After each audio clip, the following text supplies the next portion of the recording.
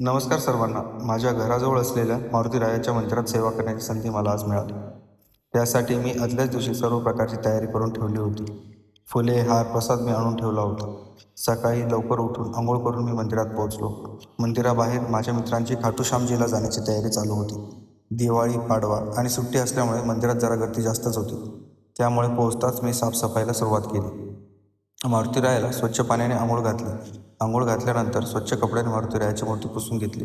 त्यासोबतच सोबत आणलेला हार मारुतीरायाला घातला आणि फुलांची सजावट मारुतीरायांसमोर केली. तोपर्यंत सर्वजणही मंदिरात जमा झाले होते. आम्ही सर्वांनी मिळून मारुतीरायाची आरती केली. आणलेला प्रसाद सर्वांनी खाल्ला.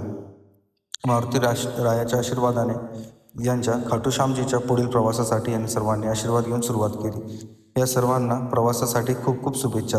चला तर मग उद्या पुन्हा भेटूया. जय श्रीराम.